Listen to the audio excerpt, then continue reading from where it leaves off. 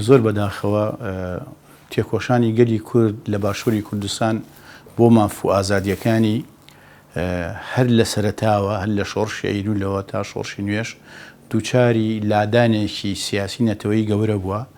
ئەویش ئەوەیە لە کاتێکدا داوای مافی گەلی کوورد دەکات لە حکوومەتی ناوەندی عێراق، لە هەمان کاتە دژی مافی گەلی کووردە لە ڕۆژهەڵاتی کوردستان و لە باکووری کوردستان. بەنسبەت ئەو ناکۆکیانەی دوای ڕاپەڕین لە بینی پارتی کرێکەرانی کوردستان و هەرێمی کوردستاندا هەیە، سەرەتا ئەزانین تا ساڵی 2023 بەردەوام حکوومەتی تورکیا کە هێرشی هێنابێ حیزبەکانی باشووری کوردستان بە ڕووی سەربازی و لۆجستی و ئیستیخباراتی هاوکاریان کردووە. لە ماوەی ساڵی ڕابردوو دو ساڵی ڕابردوو دەوڵەتی تورکیا سیاسەتێکی تری گرتوۆتە بەر، ئەویش سوودوەرگرتنە لە فڕۆکەی بێفڕۆکەوان، بەڵام ئەو فڕۆکە بێفڕۆکەوانە ئەبێ زانیاری هەبێ لە ڕێگەی بەکرێگیراوەکانیەوە لە ڕێگەی جاسوسەکانیەوە. دیارە ئەو جاسوسانە کە زانیاری ئەدەن بە دەوڵەتی تورکیا و فڕۆکە بێفڕۆکەوانەکان ئیشی لەسەرەکەن لە باشوورەوە وەریەگرێت. گومانە بوو کە لایەنە سیاسیەکانی باشووری کوردستان تێوە بگلن لەو مەسەلەیە.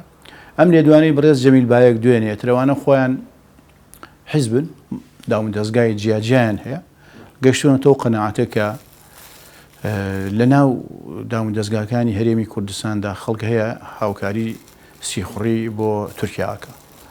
و لە ماوەی ڕابردووشە یەکێک لە میتەکان لە کەناڵێکی تەلەڤیزیۆنیەوە زانیاری بڵاو کردەوە کە ئەوەندە بارەگای میل لە دهۆک و هەولێر و سلێمانی هەیە و هەندێکی ئەو میتانە زمانی ئەو ناوە ئەزانن و هاوکاری باشمانەکەن و مسەیتەرین و تا کۆتایی. ئەمە ئەگەر بیێنێتە لایەکتری شتەکان ڕازێ، بەڵام ئەوەی ئەمێنێتەوە ئەو سەرکردانەی پارتی کرێکەکانی کوردستان کە لە ماوەی ڕابردووە شەهید بوون، ینی هەموو هێزێکی سیاسی کە ئەندامیە بێ سەرکردەیە بێ ئەو سەرکردانە ئەرکیانەیە و مافیشیانەیە. ئەگەر بەو شێوانە شەهید بکرێن لە ڕێگەی سیخوڕانەوە شەهید بکرێن بە تایبەتی، ئەو حیزبە ئەبێ داکۆکیان لێ بکە، ئەبێ تاوانبارەکان ینی معاملەیان لەگەڵا بکرێ بە شێوەیەک لە شێوەکان. بێجگە لەوە جاسوسیکردن بۆ داگیرکەرێک لە باشووری کوردستاندا بەڕاستی دیاردەیەکی زۆر ناشرین و مێژومان لە کەدارەکە. بەڕاستی هیچ مەبەڕێک نییە بۆ خیانەت، هیچ مەبەڕێک نییە بۆ سیخوڕی و هەموو کاتێک تۆ توانی پەیوەندی لەگەڵ ئەم وڵاتە ئەو وڵاتە ئەم حیزب و ئەو حیزب هەبێ بەبێ ئەوەی سیخوڕبی تۆ توانی پەیوەندی دروستکەی. مەجال هەیە، بەرژەوەندی هاوبەش هەیە، هەندێشتی ئینسانی هەیە، هەندێشتی ئابووری هەیە، هەندێ مەسایلی ئەخلاقی هەیە، هەندێ بەرژەوەندی هەیە. ئەتوانی بەرژەوەندیەکانی خۆت لەگەڵ کوێ بپارێزی بەبێەوەی سیخوڕبی. ئێمە بەنسبەت هەرێمی کوردستانەوە دوای ڕوخانی ڕژێمی سەدام لەبەرەوە خۆمان بە دەستور دەستکەوتەکانمان گەرنتی کراوە و خۆمان دوو حکوومەتمان هەیە اعترافی پێکراوە لە لێوان لایەن عێراقیشەوە و لەلایەن کۆمەڵگای نێودەوڵەتیشەوە. چەندان قونسڵ هەیە لە هەرێمی کوردستان و نوێنەری ئێمە هەیە لە دەرەوە. هیچ پێویستمان بە تورکیانی ئێستا، هیچ پێویستمان بە تورکیانی بۆ پاراستنی مافەکانی ئێرەمان و بە پێچەوانەوە ئێستا سیرەکەین کێشەیەکی تریشمان هەیە. ئەو پەیوەندیانەی کە ئێمە لەگەڵ تورکیا هەمان بووە بۆتە هۆی دروستکردنی ڕێکەوتنێکی 50 ساڵەی دەرهێنان و ناردنی نەوت لە ڕێگەی تورکیاوە. ئەوە بووە هۆی بڕینی موچەی هەرێمی کوردستانوانە. یان ئەتوانم بڵێم باشترین شت ئەوەیە کە باشووری کوردستان بە خەڵکو و بەدەسەڵاتەوە لە تورکیایەکی فاشی داگیرکرد دوورکەونەوە، نەک بەداخەوە سیخوڕی بۆ بکرێت. هەروای کردووە. ینی کێشەی ئێمە ئەوەیە ئەم برادەرانە کە ئەچن پەیوەندی لەگەڵ هەر وڵاتێکە ئەکەن، ناڵێن ئێمە میلەتێکین وەکو میلەتانی تر مافمان هەیە، ئەبێ بەو شێوێت تەعاملمان لەگەڵا بکرێت. ئەگەر تەعاملمان تەعاملێکی دیموکراتی نەبێ ئێمە قبوڵی ناکەین، ئێمە هین ئیرادەمان ناشکێ.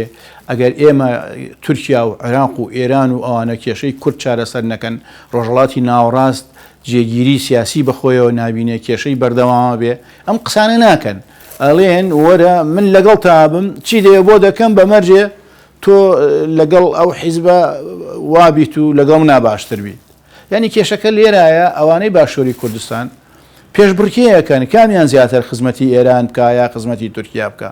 تا ئێستا وا بووە لەم ڕۆژانە هێرشەکانی تورکیا بۆ سەر باشووری کوردستان هەندێک هەڵوێستەیە هەندێک مەسەلەن فراکسیۆنی یەکێتی لە پەرلەمانی عێراق قسەی کردووە وەزارەتی خارجی قسەی کردووە ئەنی حیزبەکان هەندێک وەکو جاران نییە بەڵام بەنسبەتەوە کە ئەمانە خەڵکی سیخوڕیان بۆ تورکیا کردبێت و بەهۆی ئەوەوە کادر و سەرکردەی پەکەکە شەهید بوو بێ ئەمە نە پەکەکە لیان قبوڵەکە نەمیلەتیش لیان قبوڵەکە ئەمە ڕاستیەکە کاکە زۆر بەداخەوە گەشتۆتە ئەوە زۆر بەداخەوە ئەوە نیشانەی ئەوەیە ئەگەر دەسەڵاتدارانی هەرێمی کوردستان بە تایبەتی ئەوانەی وەکو ئاماژەی پێکرۆ لە قسەکانیان دەستگای پاراستن و زانیاری هەنگاوی جدی نەنێن احتیمال هەیە پەکەکە بۆ خۆیان هەنگاو بنێن ئەنجاو کاتە لەوانەیە ئاشتی کۆمەڵایەتی و شەڕی ناوخۆ کۆمەڵی شتێکە لەو بارەوە دروست بێ هیوادارم نەگاتەوە هیوادارم برادەرانی بەرپرس پەیوەندیدار لە هەرێمی کوردستان لەو دۆسیانە زوو بجوڵێن یعنی بەڕاستی شەرمەزاریەکی گەورەیە تۆ بێی جاسوسی بۆ تورکیا بکەیت و کوردێک بی بە کوشت لە پێناوی چییە هیچ ینی هیچ ئەخلاقێک و ئادابێک و پێوانەی ئینسانی و دیموکراتیوانە ناتوانێت ئەم شتانە بخوێنێتەوە بە باشی هەمووی ئەڵێ خراپە ینی پەکەکە ئەمڕۆ هەڕەشەیان لەکە میلەتیش لە خوارەوە دووە هەڕەشەیان لەکە لەبەرەوە هیوادارم ئەو هەڕەشانەی جەمیل بایەک جێبەجێ نەکرێن بە زووترین کات برادەرانی باشووری کوردستان بێنە وەڵام ئەو کەسانەی کە ئەوان گومانیان لە سەریان هەیە ئجرعاتیان لەگەڵا بکرێت و سنوورێک بۆ ئەوە دابنرێ و جارێکی کە جاسوسی نەکرێتەوە بەسەر سەرکردەکانی پەکەکەوە.